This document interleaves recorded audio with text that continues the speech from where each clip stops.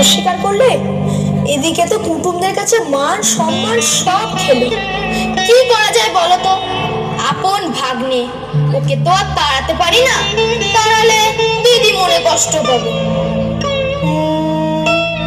কিছু একটা উপায় বের করতেই হবে দাদা, না হলে তো পারা যাচ্ছে না। ঠিক বলেছিস মেজো, একটা কোনো উপায় বার করতেই হবে। দাঁড়া, রমেশ ডাক্তারের সঙ্গে কথা বলে দেখি, ও যদি কোনো একটা উপায় বার করতে পারে। ওর যা বুদ্ধি। দ্বিতীয় দৃশ্যে হরিপদ বিছানায় বসে মন দিয়ে লুচি আলু ভাজা খাচ্ছে।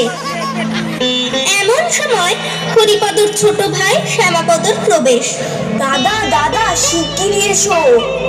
কেন রে, দেখছিস মন দিয়ে লুচি আলু ভাজা খাচ্ছিস? একটা দারুণ খবর আছে, শুনলে তোমার জিভে জল চলে আসবে। তাই হেয়ালি না করে এবার বলে ফেল দেখি, কি তোর দারুণ খবর? পিসিমা এইমাত্র এক হাঁড়ি দই খাটের তলায় লুকিয়ে রাখলেন। দই? বলিস কি রে ভাই, এ তো দারুণ খবর। তাহলে তো পিসিমার ঘরে একবার যেতে হচ্ছে, কিন্তু তাই বলে এই লুচি আলু ভাজার অসম্মান হতে দেয়া যায় না। তুই গিয়ে দইয়ের হাঁড়িটা নিয়ে আয়। পিসিমার ঘরে যে শিকল দেওয়া, আমি যে নাগাল পাই না, তাই তো ছুটে এসে তোমাকে খবরটা দিলাম। বেশ করেছিস, আমার লুচি খাওয়া শেষ। চল এবার দইয়ের সদ্ব্যবহার করা যাক। তৃতীয় দৃশ্যে হরিপদ ও শ্যামাপদ পিসিমার ঘরে প্রবেশ করে। শ্যামাপদ পিসিমার খাটের নিচে রাখা একটি হাঁড়ি দেখিয়ে বলে, ওই দেখো দাদা, দইয়ের হাঁড়ি পিসিমা যত্ন করে রেখে গেছেন। ঠিক বলেছিস ভাই, পিসিমা যত্ন করে রেখে গেছেন আমার জন্য। শুধু তোমার জন্য? আমি যে খবরটা দিলুম সেটা কিছু নয়, তুমি একাই দই সাবার করবে বুঝি? আরে না রে ভাই, তুইও প্রসাদ পাবি। আগে এক খাবলা মুখে পুরে দেখি, টক দই না মিষ্টি দই। ওরে বাবা রে, পড়ে গেল উপরে। কি হলো হরিপদ? কি হলো? কি হলো? কি হলো? ওরে বাবা রে! বেশ হয়েছে, তোর যা হ্যাংলামো, এমন একটা ঘটনা জানা ছিল। দই ভেবে চুন খেলে হঠাৎ না। ওগো মামা গো, কিছু একটা করো। ওই বেটা শ্যামাপদই তো আমাকে ফাঁসালো। ওই তো বললো পিসিমা খাটের তলায় দই রেখে গেছেন, তাই তো আর লোভ সামলাতে পারলাম না। ওকে জিজ্ঞাসা করো না।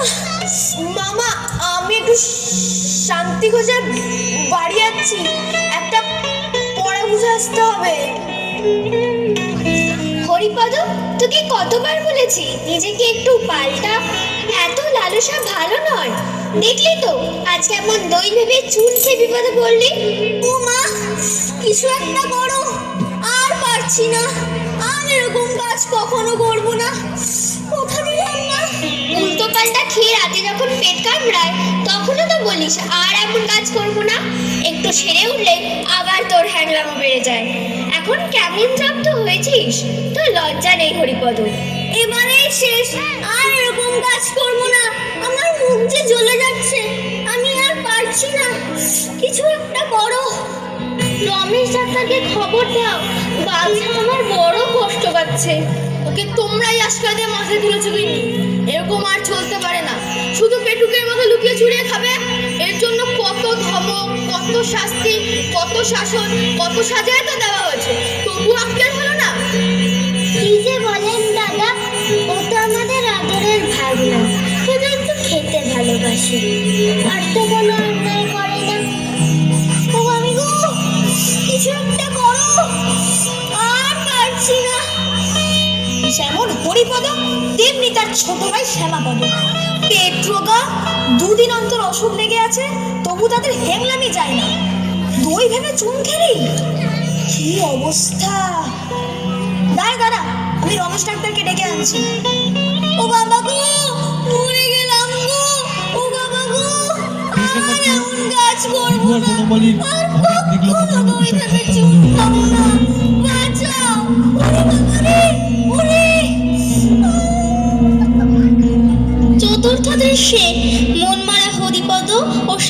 হরিপদর কথোপকথন। বুঝলি শ্যামা, দই ভেবে চুন খেয়ে যা ভুগলাম ভাই, আর এরকম কাজ করব না। গত 7 দিন ঠিক করে চিবোতে পারিনি, ঠিক করে গিলতে পারিনি। গত 7 দিন আমার কাছে খাওয়া ছিল মহা হাঙ্গামা। তাই তো দেখছি দাদা, তোমার শরীরের কি অবস্থা হয়েছে, না খেয়ে খেয়ে একেবারে শুকিয়ে গেছো। তবে পরিস্থিতিটা এখন অনেকটা স্বাভাবিক, এখন তাও একটু একটু খেতে পারছি। তাই নাকি? একটা সুখবর আছে দাদা। কি রে? ক্ষীরের লাড্ডু ভাড়ার ঘরে তাকে রাখা ছিল, আমি সন্ধান পেয়ে তোমার জন্য চুরি করে এনেছি। ক্ষীরের লাড্ডু? সত্যি? কোথায় রে? এই নাও দাদা ক্ষীরের লাড্ডু, খাও। ওরে বাবা, এই যে সত্যি ক্ষীরের লাড্ডু! আহা, কি স্বাদ! কথা না বাড়িয়ে সবগুলো আগে সাবার করে দিই। হরিপদ মন দিয়ে ক্ষীরের লাড্ডু খেতে থাকে। নেপথ্যে বড় মামা ডাকেন, হরিপদ, এই হরিপদ। হরিপদ খেতে ব্যস্ত, মুখে ক্ষীরের লাড্ডু, সাড়া দিতে পারে না। নেপথ্যে বড় মামা ডেকেই চলে, হরিপদ, এই হরিপদ। হরিপদ ক্ষীরের লাড্ডু খাচ্ছে আর মাঝে মাঝে গলায় জল ঢালছে। নেপথ্যে হরিপদ, এই হরিপদ, হরিপদ। পঞ্চম দৃশ্যে হরিপদ ক্ষীরের লাড্ডু খেয়ে মুখ ধুয়ে ভালো মানুষের মতো হাজির। মঞ্চে বড় মামা উপস্থিত। কিরে, এতক্ষণ কোথায় ছিলি? এই তো পড়েছিলাম। তবে আমরা তো দেখাচ্ছিলাম, শুনতে পাচ্ছিলি না? আগে জল খাচ্ছিলাম কি না? শুধু জল নাকি কিন্তু স্থলও ছিল? বুঝলে দাদা, এই বাড়িতে যেরকম ইঁদুরের উৎপাত, এই বাড়ি শুধু ইঁদুর মারার একটা বন্দোবস্ত না করলে আর শেষ নেই। আর বাইরে যা প্লেগ এবং ব্যারাম, এই পাড়া শুধু ইঁদুর না মারলে আর রক্ষে নেই। হ্যাঁ, তার ব্যবস্থা করা হয়েছে। দিদিকে বলেছি শেকবিস্তে লাড্ডু পাকাতে। সে একবার ছড়িয়ে গেলে ইঁদুরের বংশ নির্বংশ হবে। লাড্ডু কবে পাকানো হবে মামা? সে মনে হয় এতক্ষণ হয়ে গেছে। সকালে টেপিকে দেখলাম এক থালা ক্ষীর নিয়ে দিদির সঙ্গে লাড্ডু পাকাতে বসেছে। সেকো বিষ খেলে কি হয় মামা? হবে আবার কি, ইঁদুরগুলো মারা পড়ে তাই হবে। আর মানুষ যদি খেয়ে ফেলে? তাই একটু খেয়ে ফেললে মরতে পারে। মাথা ঘুরবে, গলা জ্বলবে, বমি হবে, হয়তো পা খিঁচবে। আর একেবারে যদি 11টা লাড্ডু খেয়ে ফেলে? বলিস কি রে, তুই খেয়েছিস নাকি? হ্যাঁ বড় মামা, তার মধ্যে 5টা খুব বড় ছিল। তুমি শিগগিরই ডাক্তার ডাকো বড় মামা, আমার কিরকম গা ঝিমঝিম আর বমি বমি করছে। দাঁড়াও দাঁড়াও, আমি রমেশ ডাক্তারকে ডেকে আনি।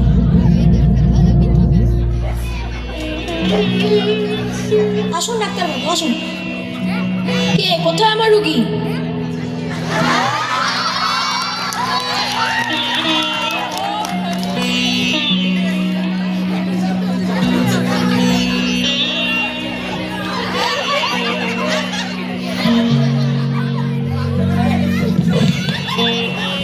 জিভটা দেখি, একটু পেটটা। তা কি হয়েছে? হরিপদ শেকবিষ মেশানো লাড্ডু খেয়ে ফেলেছে ডাক্তার। সে কি? এ তো মারাত্মক ব্যাপার। আরে বাঁচানো মুশকিল। ওকে যেভাবে হোক বাঁচাও ডাক্তার, ওর কখনো এরকম কাজ করবে না। আমি আর কখনো এরকম কাজ করব না, আমাকে বাঁচাও। বেশ, তবে একটা খুব কড়া তেতো ওষুধ খাওয়াতে হবে। তেতো ওষুধ? ওরে বাবারে!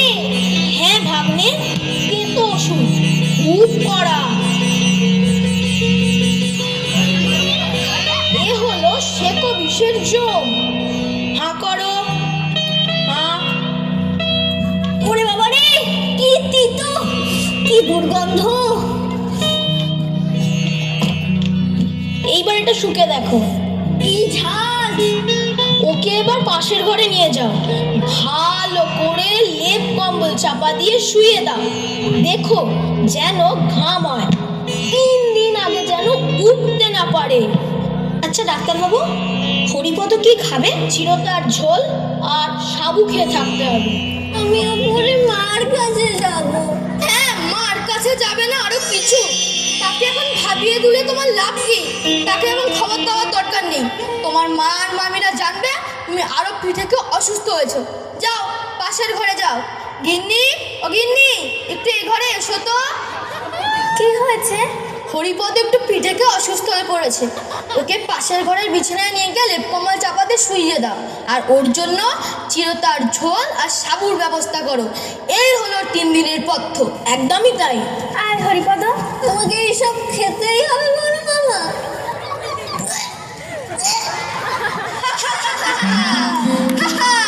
আচ্ছা গেল দেখালে ডাক্তার, একটু পায়ের ধুলো দাও। আরে তোমাদের পেটুক ভাগ্নে 3 দিনেই ঠান্ডা হয়ে যাবে। ওরা পেটে ওষুধের নাম করে কালমেঘ পাতার রস খাইয়ে দিয়েছি, আর কোনো চিন্তাই নেই। আরও এটা ওটা চুরি করে খাওয়ার সাহসই পাবে না। দারুণ বুদ্ধি তোমার। আমার পেটুক ভাগ্নিকে কেমন জব্দ করলে।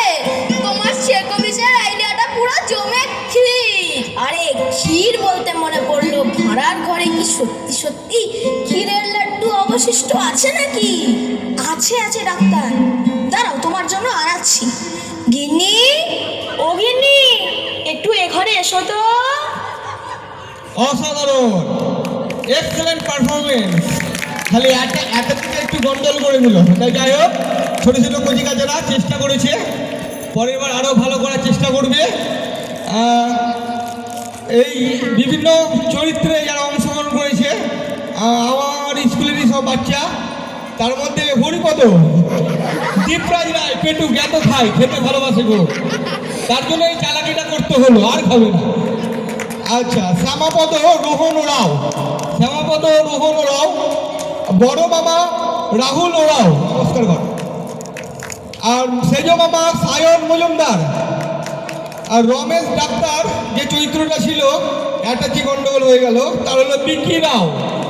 হ্যাঁ, আর বড় মামি চরিত্রে অভিনয় করেছে খুব সুন্দর রিয়া ওরাও, খুব ব্রিলিয়েন্ট স্টুডেন্ট। মেজ মামি চরিত্রে অভিনয় করেছে শ্রুতি ওরাও, আর মা চরিত্রে অভিনয় করলো অর্পিতা ওরাও। ধন্যবাদ সকলকে, অসাধারণ, থ্যাংক ইউ, অসংখ্য অসংখ্য।